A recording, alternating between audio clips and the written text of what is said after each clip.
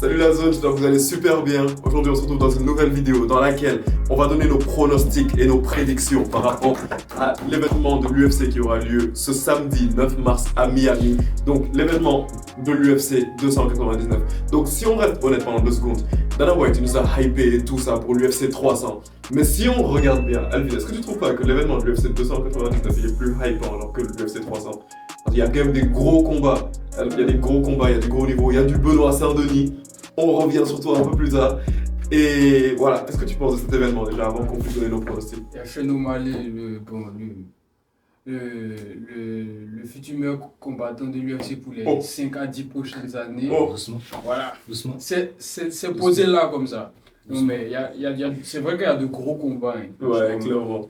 Donc aujourd'hui, ce qu'on va faire, c'est qu'on va juste donner nos prédictions pour les 3 combats principaux qui auront lieu. Donc c'est-à-dire les 3 derniers combats de la carte, à savoir Kevin Holland qui va prendre Michael Venom Page. C'est le premier combat de Michael Venom Page à l'UFC.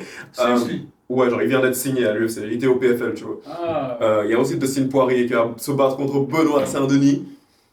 Benoît! Et enfin, en main event, il y aura Sean O'Malley qui va prendre Chito Marlon Vera. Chito Marlon Vera, ce qui est intéressant à savoir, c'est que c'est la seule personne qui a battu Sean O'Malley, même si, genre, c'est une victoire très contestée parce que Sean O'Malley s'est juste blessé. Après, genre, ils ont considéré ça comme une défaite de Sean O'Malley. Mais bon, on va commencer. Il aime trop les histoires comme ça. Laisse mon chien tranquille. Mais bon, on va commencer par le premier combat. Kevin Holland contre Michael Venom Page. MVP contre Kevin Holland. Donc, Ça dit quoi, les gars? Ça dit quoi pour ça? Alvin commence. MVP, ça va. Le gars, moi, je le connais pas du tout. Il est connu au bataillon. Kevin Holland. Mais c'est bizarre. Lui, genre, il vient d'arriver comme ça. On lui donne Kevin Holland directement. En fait, c'est parce qu'il est chaud. C'est ça que je suis sur le point de dire. Parce que Michael Venom Page, déjà, pour la petite anecdote, Cédric Doumbé venait de le call-out juste avant qu'il parte à l'UFC. Parce que Michael Venom Page, c'est un monstre en striking. Michael Venom Page, genre, c'est l'un des strikers les plus impressionnants que je vois même. Genre, Michael Venom Page, genre, c'est une machine à highlight. C'est le genre de gars, genre, il vient, il te met KO. Après, genre, il prend une Pokéball, il te la jette. Je sais pas si t'as déjà vu, genre, ces vidéos-là sur Instagram. Genre, il est tellement entertaining. Et c'est ainsi, dans des conférences, même pas dans les conférences de presse, mais dans les petites interviews qu'il faisait et tout ça, il disait que souvent, genre, lui a un truc bizarre, genre, il y a un truc drôle avec lui. C'est que, il transforme très souvent des strikers en lutteurs. La raison pour laquelle genre, on dit ça, c'est parce qu'il est tellement fort en striking. Le gars veut l'envoyer aussi. Ouais, il est tellement fort en striking qu'il va se battre contre un gars comme. Bon, je suis en train d'exagérer et tout. Mais il va se battre contre un Adesanya. Adesanya va faire des takedowns. Tellement le gars, il n'arrive pas à rester debout avec le gars. Kevin Holland, tout ça, c'est quelle catégorie? C'est les trucs, les welterweight. En tout cas, franchement, pour ça. Mais donc, franchement, si il fait une grosse performance contre Hollande, il peut monter vite. Il peut monter vite.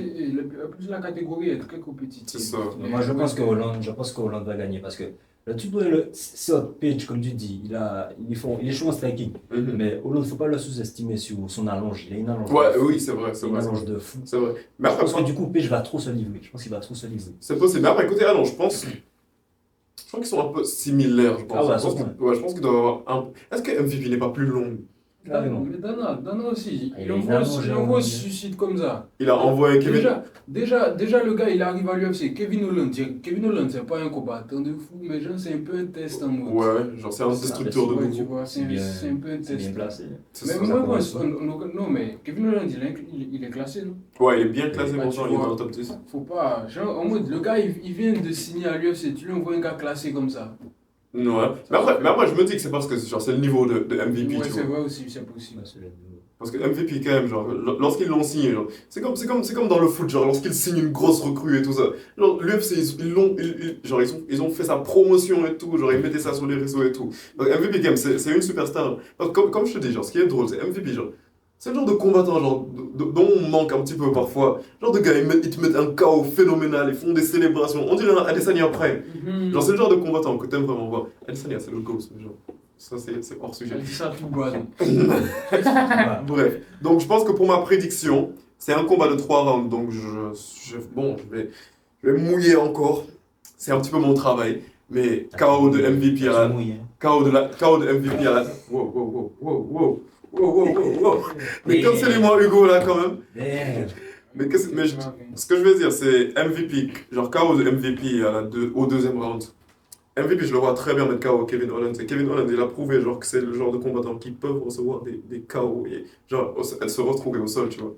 C'est pas un lutteur de génie non plus. Donc, honnêtement, je sais que Hugo, il est souvent en désaccord avec moi, mais je vois pas comment est-ce qu'il va être. Comment, je le vois pas me dire que Kevin Holland met KO MVP. Genre. Holland par décision, les gars. Holland par décision. Ah, monsieur Holland gagné. Mais Après, j'ai pas encore vu le gars se battre. Peut-être que si je regarde oui. des highlights comme ça, peut-être que ma décision va changer. Ouais, ça va sûrement changer. Ça va très probablement changer. Mais bon, ça c'était par rapport au combat entre Kevin Holland et Michael Venom Page. Et donc je pense que là, on va parler du combat qui va probablement plus vous intéresser. Donc le combat entre Benoît Saint-Denis et Dustin Poirier. Je vais pas trop parler pour le moment. J'ai fait une vidéo entière sur le sujet. Je vais d'abord demander son avis à Alvin. Alvin, qu'est-ce qui se passe? Ah oui, PSD, j'ai fait éteindre. Dustin va... PSD va même pas voir la lumière. Et toi, tu en penses quoi? Franchement, avant même de parler, je tiens quand même à saluer les gars. Vous vous rendez compte? Poirier, à part Gain contre Jones, aucun combattant français n'a affronté un adversaire de ce calibre-là. De Poirier. Donc en fait, rien que pour ça, j'ai envie que Benoît gagne pour ça, pour l'histoire. Non, mais c'est pas l'envie. Mais Voilà. C'est pas l'envie. la réalité, malheureusement, va rattraper la baguette et le vin. Ah ouais. Il va se faire éteindre. Mais le gars, il a un vocabulaire. Hein. Ah ouais. Fuck you. Et il apprend le là aussi. Oh. Alors, bon, baguette et vin, c'est quelque chose de... Mais tu t'es amélioré, hein? C'est quelque chose de machin. Avant, c'était moi à manger, Ah, moi c'était où hein?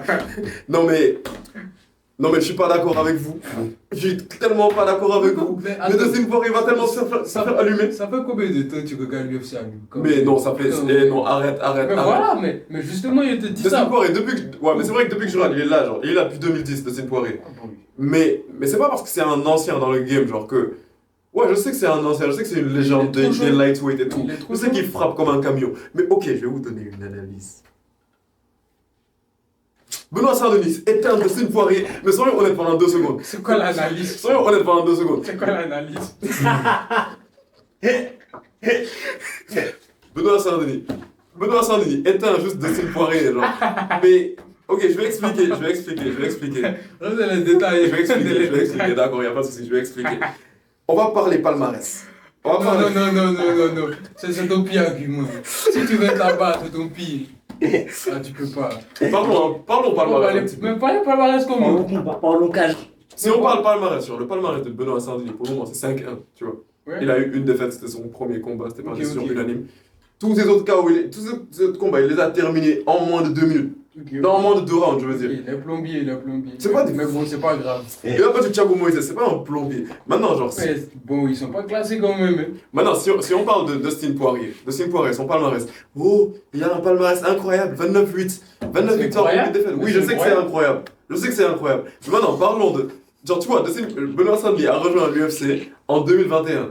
Maintenant, si on compare, on va pas comparer Benoît Saint-Denis depuis 2021 à 2024 à un Dustin Poirier depuis 2010 à 2024. Comparons 2021-2024 de Dustin Poirier à 2021-2024 de Benoît Saint-Denis. Dustin Poirier 2021-2024, c'est 3-2. Ok. 3 victoires, c'est 2 victoires par KO contre Conor McGregor, une victoire par soumission contre Michael Chandler. Ah! Et les 2 défaites, c'était une défaite par KO contre Justin Gaethje par head kick et l'autre défaite, c'était par soumission contre Charles Oliveira. Mais attends, laisse-moi continuer. Ça fait beaucoup. Mais Bon, maintenant, je sais très bien que ce que tu vas me dire, c'est que oui, Oui, il a dit oui, il a dit ça, oui, Mais le gars, il a fait charge Oliveira. Peut-être l'un des meilleurs combattants. le meilleur en jiu-jitsu. Le meilleur jiu-jitsu, l'un des meilleurs combattants de l'UFC sur les 10 dernières années, 5 dernières années. Ouais. Il est dans le classement PFP, pour moi en tout cas. Ouais. Charles. Et Ouais, puis clairement. il fait Gaethje. Mhm. Gaethje, il est top 2, top 3 de Mais la Gaethje, il a high kick. Mais c'est Justin Ouais, c'est Gaethje, ok, je suis d'accord. PSD, tu lui donnes ça tout de suite. Mais on n'en sait rien, c'est ça que je te dis. BSD, il est classé 12e. oui. Il ne s'est pas encore battu contre un gars du top 7 même, disons. Mais voilà, justement. Mais c'est pour ça que Donc pourquoi il s'en va contre le Dustin Poirier 3e? Mais oui, genre, il part contre Dustin Poirier qui est 3e de la catégorie. Ouais. Ça ment parce que il a le niveau. Et en plus, Dustin Poirier, je sais pas, Dustin Poirier, toujours, c'est un de mes combattants préférés. Ça me fait du mal de le couper comme ça. Mais Dustin Poirier, est-ce qu'il mérite vraiment sa 3e place? Moi, franchement, La catégorie moi, light. je te jure, il était choqué de sa 3e place. Je m'imaginais pas. Pour moi, il est surcoté quand même. Parce que ça fait un moment qu'il doit prendre la ceinture.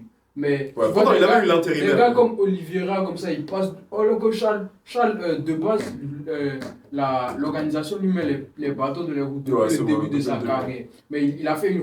C'est le gars même qui a la plus grosse remontade d'argent de l'histoire. Pour moi. Il a, avec Edwards, peut-être. Laisse-moi te dire un truc mais encore. comment on dit pour moi, Dustin Poirier, moi, je trouve qu'il est surcoté quand même. Poirier soumet BSD au 3e round. Pour moi, c'est pas soumission, il va le tabasser. C'est possible. Pour moi, il le tabasse. Soumission au 3e round. Non, pour moi, il le Qui est tabasse. Dustin Poirier? Il va le tabasser. Dustin Poirier soumet. Non, Poirier soumet. Poirier soumet. Mais c'est pas possible. Pour moi, c'est pas lui. En fait, c'est là que j'allais. Pour moi, c'est quoi? Pour moi, il le tabasse, bro. Non. Il va le tabasser. Donc tu vois Benoît Sandé être KO. Attends. Ou bien tu vois décision. Il prend beaucoup de coups, hein. Ouais, il prend beaucoup de coups. Mais Il après, prend énormément de coups. moi, tu sais ce que. Il prend même pas beaucoup de coups, il prend énormément de coups. Laisse-moi t'expliquer. Ok. Je vais Eh, t'expliquer. mes amis français ici, Non, vous c'est savez pas très des bien. amis. Ah, c'est pas des amis. C'est pas des amis, ils vont te couper. C'est pas des amis. Check dans les commentaires ce Ok, qu'on dit. les gars, vous savez, on a tous vu les combats ici. Vous savez très bien que Benoît Denis prend énormément de Il prend coups. énormément de dégâts. Énormément de coups. Mais Poirier également. Dustin Poirier, toi t'es sûr que les coups de Dustin Poirier, t'as vu son combat contre Danuka? Ouais, j'ai vu. Si t'as vu son combat contre Danuka, tu peux plus rien. Mais Tu peux pas dire si t'as vu son combat contre Mon gars, Danuka. Est-ce que t'as vu Benoît Sandé contre Thiago Moises? Laisse-moi te parler. Laisse-moi élaborer un petit peu. Quand tu regardes Thiago Moises contre Benoît Sandé, genre tu vois, Thiago Moises, c'est le genre de c'est un combattant, c'est un lutteur de génie. Genre c'est littéralement un très bon lutteur. Islam Makhachev l'a certes soumis, mais c'était au 4e round. Islam Makhachev a eu vraiment beaucoup de difficultés pour se mettre Thiago Moises. Ouais. Non, c'était avant qu'il soit champion. C'est avant qu'il soit champion. Mais Maintenant, il fait 5 rounds. ça c'est une très bonne question, mais je pense que c'était un co-main event, si je me souviens bien. Maintenant, Thiago Moises, il s'est fait dominer littéralement par Benoît Sandé. Et c'était pas en lutte, non, c'était pas en striking, c'était en lutte. Et maintenant, c'est sur ce point-là que j'ai envie de rebondir pour te dire que Ouais, il peut le soumettre facilement. Il peut le soumettre facilement parce que. possibilité. Attends, je vais t'expliquer. Je me lève. Tu vois, Tu es prêt à tout pour Saint-Denis. je suis prêt à tout pour Saint-Denis. Tu vois, Dustin Poirier, genre lui il a une mauvaise habitude. Genre, à chaque fois il se bat contre toi. D'abord il soulève son pantalon comme ça, toujours quand il se bat. Maintenant il t'envoie des jabs, il te met sur le mur. Genre, quand il te met sur le mur, genre directement il fonce sur toi. Genre il te fait un genre de takedown, il te prend en clinch, il te met sur le mur comme ça. Mais si tu fais ça, s'il fait ça à Benoît Sandé, c'est fini pour lui en fait. Parce que Benoît Sandé, genre si tu le mets sur le mur comme ça, juste il te met au sol. Il te met au sol. Et à partir du moment où tu es au sol, genre c'est terminé. Et si tu regardes bien, genre, ça c'est un pattern que j'ai remarqué. Parce que Dustin Poirier, il fait ça dans quasiment tous ses combats. Quasiment tous ses combats, il va essayer de te presser. Jusqu'à te mettre en clinch sur le mur. Mais s'il te met en clinch sur le mur, genre, Benoît Sandé, il suffit juste qu'il le fasse tomber. Et après, genre là, il prend son coup. S'il prend son coup, c'est terminé. Ah, mais Dustin Poirier, à chaque fois qu'on le met au sol, genre, il est en train de se recroqueviller sur lui-même comme ça, comme s'il savait pas ce qu'il était en train de faire ni rien. Là, à ce moment-là, Benoît Sandé, il l'attrape, genre, il le soumet. Easy. Les gars, je vous avais dit. Et en plus, c'est ça que je vais dire. Je vous avais dit que Dustin Poirier va se faire battre par Benoît Sandé au 2e round par KO. Je ne change pas d'avis. Ça va pas être une soumission, ça va être un KO. On va le battre par KO. Et je le dis ici. Retenez ce que j'ai dit. Il sait pas ce qu'il dit. Il sait pas. Attends, t'as vu son combat contre Danuka ou pas? J'ai vu. T'as très bien vu. Danuka, c'est récent. Ouais. Donc, on peut dire que c'est sa forme actuelle. Il y a un autre point que t'as pas pris en compte. Ok, dis-moi. Tu vois, Dustin Poirier, il revient d'un KO contre Justin Gaethje. Quand tu reviens d'un KO, t'es plus la même personne. Quand tu reviens d'un KO, que ce soit physiquement ou mentalement, genre. Je sais pas, genre, Dustin Poirier, je sais pas s'il osera, genre, autant partir au combat contre un Benoît Sandé qui est venu pour la guerre. Après, genre, tu vas me dire, c'est Dustin Poirier, genre, c'est un guerrier et tout, genre, il est super fort et tout. Mais quand tu reviens d'un KO, d'habitude, mentalement, là, t'as peur de revivre ça, hein. Ouais, cette hype là, toute cette hype là de Saint-Denis, il va tuer ça. Les gars, je suis avec vous. Ils vont d'un avoir vous mettre Benoît Saint-Denis au placard. Ils vont le ramener à Saint-Denis. Bref. Mais en tout cas, on va passer au main event. Mais si on reste honnête pendant 2 secondes, j'ai l'impression que ce combat-là, peu importe ce qu'on puisse dire, Benoît Saint-Denis contre Dustin Poirier, je trouve que ça va être ça, le fight of the night. Non, ouais, après, il y a Sean O'Malley. Non, ah, quand même pas. Le roi de la soirée. Le roi. Passons au main event. Le roi. Passons au main event. Le roi. Sugar Sean O'Malley. Quel combat. Ça c'est l'élite, ça. Mais la raison pour laquelle je te dis c'est que ce combat, c'est pas le combat qui m'a hype le plus. C'est parce que. Pourquoi ça te hype pas? Parce que pour moi, deux strikers. Ouais, mais pour moi, c'est clair que Sean O'Malley va faire une masterclass sur Chito. Ah, il va prendre Chito. Parce que déjà, le premier combat, certes, Chito a gagné. Mais c'est parce que Sean O'Malley s'est blessé. Et en plus, Chito, c'est pas une masterclass. Il fait pas du tout une masterclass. Donc pour moi genre, c'est un petit peu ça qui me dérange aussi. Parce que Sean O'Malley, dès qu'il a gagné le titre, au lieu de le défendre, genre contre un Aljamain Sterling en lui donnant sa revanche, un truc comme ça, directement il a dit j'ai gagné le titre, ok, où est Chito? Je veux me battre contre Chito, ramenez-moi Chito. Parce que Chito l'a battu. Genre, j'ai l'impression que. Ouais, c'était ça parce que Chito l'a battu. Mais pour moi, genre, c'est triste à dire, mais j'ai l'impression que c'est parce que genre, Chito c'était le choix facile. Pourquoi il a pas pris Merab? S'il avait pris Merab, il se serait fait tuer. Ah, Merab c'est compliqué. Mais genre, il gagne le titre directement. Ramenez-moi Chito, where is Chito? Mais attends. Moi, tu sais, c'est quoi qui me fait pas avec lui? Parce que c'est un combattant exceptionnel. Franchement, genre, en termes de striking, j'ai jamais vu ça depuis McGregor. Prime. Sauf le striking qu'il a, il n'y a pas vu ça depuis McGregor. À lui aussi. De style Poirier. Hein. Toi, il strike mieux que Sean. Non, Sean, c'est une. Non, c'est vrai, non. T'as vu son coup de pied mouliné? Ouais, je sais ce que tu veux. Mouliné comme ça. C'est un génie. Mais c'est son hygiène de vie qui me fait peur. Parce que, moi, c'est ça. Parce que le gars, il est hypocrite. Tous les gars qui se dopent là, tu les soutiens. Ah, il a pas lui, il se dope pas. Parce qu'il mange pas des brocolis, là, ça le fait chier. Il se dope pas. Il prend de la. Genre, tu vois, c'est un gars au mode aominé, au mode. Il a la flemme. Genre, il s'en fout un peu, tu vois. Ah, ouais, j'ai l'impression que ça rentre un peu dans son style de combat. Parce que quand tu le vois, il se bat, il est en mode. Après, il te surprend avec un coup comme ça, le combat est terminé. Genre, il n'a jamais vu ces séances d'entraînement, mais il ne sait pas s'il prend ça au sérieux. Je pense qu'à ce niveau-là. Ouais, vu qu'il est champion. Vu qu'il est champion, ça veut dire qu'il s'entraîne dur aussi. Et après, il y a une statistique, genre, il y a une statistique qu'on dit, tu vois. Il y a une statistique qu'on dit, genre, qui s'avère souvent vraie. C'est que quand tu deviens champion, tu deviens 30% plus fort. Genre, je pense que c'est par rapport à toute la pression qu'il y a autour de toi et des trucs comme ça, mais genre. C'est bizarre à dire, mais ça s'avère vrai quand même. Genre, à chaque fois qu'un gars devient champion, genre, au moins à 30%, genre, c'est un meilleur combattant, tu vois. Donc, Sean O'Malley, genre, 30% plus fort, moi, je vois vraiment pas Chito Vera dans la vie. Franchement, c'est un génie. Je pense que forcément, avec le titre qui accompagne, tu as la confiance que tu prends, mentalement, ça débloque des choses. Les gars, quand tu prends ce statut-là, forcément, ouais, c'est ça. T'es dans une autre dimension. Franchement, s'il vous plaît, si vous n'avez pas encore regardé ce combat, c'est exceptionnel. Allez-y regarder des combats, des highlights. C'est une dinguerie. Donc, messieurs, vos pronos. Donc, pour vous, c'est ça, c'est Sean O'Malley. Ouais. Sans équivoque. Par KO, hein. KO. Rapide. Mouliné dans la tête. Je sais même pas si le 3e round, c'est trop tard. Je sais pas si. Mais après, Chito, faut pas sous-estimer aussi. C'est ça que je dis aussi. Mais moi, je vois Sean gagner. Ouais, Sean gagne, par KO, disons. Bon, vu que je dois encore me mouiller, j'ai déjà dit Michael Venom Page KO au premier round, Benoît Saint-Denis KO au 2e round, on va au 3e, hein. Sean O'Malley. La bonne blague. Sean O'Malley bat Chito Vera par KO au 3e round. Et les gars, moi, j'en sois honnête pendant 2 secondes. Oui, c'est une blague qui revient souvent, le fait que oui, Ali, il rate toujours ses pronostics. Mais comment je peux rater ça? Genre, les gars, soyez honnêtes pendant 2 secondes. C'est plus une blague. Comment je peux rater ça? Là, c'est fou. Ouais, ça c'est. Franchement, les gars. Vera gagne par KO. En tout cas, si on revient rapidement. Toi, t'es un hater juste, antagoniste. C'est trop Laisse-moi. Franchement, les gars. Laisse-moi. Tu n'as pas confiance en ton gars ou quoi? Mais Sean gagne. Tu n'as pas confiance en ton gars? Mais Sean gagne. Les gars, pariez la maison sur Dustin Poirier. Sur Benoît Saint-Denis, je veux dire. C'est qui? Ah non, t'as pété ta maison, bro, faut pas faire ça. Mais bon, voilà, je pense que c'est tout ce dont on avait envie de parler par rapport à l'UFC 299, n'est-ce pas? Donc, franchement, ne ratez pas cet événement. Franchement, si tu rates cet événement, qu'est-ce que tu fais de ta vie? Qu'est-ce que tu fais de ta vie? Qu'est-ce que tu fais un samedi soir, bro? Qu'est-ce que tu fais un samedi soir si tu sais t'es pas en train... Bon, à part si t'es en couple, mais bon. Bon, bref. J'espère que vous avez kiffé cette vidéo. Si vous avez kiffé, abonnez-vous juste à la zone. Attends, toi, tu fais quoi les samedis soirs? Moi, je regarde l'UFC. Bon, bref, allez, regardez. Allez, abonnez-vous à la zone. Partez dans l'espace commentaire. Donnez-vous vos avis par rapport à cette carte. Est-ce qu'on a raison, est-ce qu'on a tort? Et on se capte pour la prochaine vidéo. Peace out.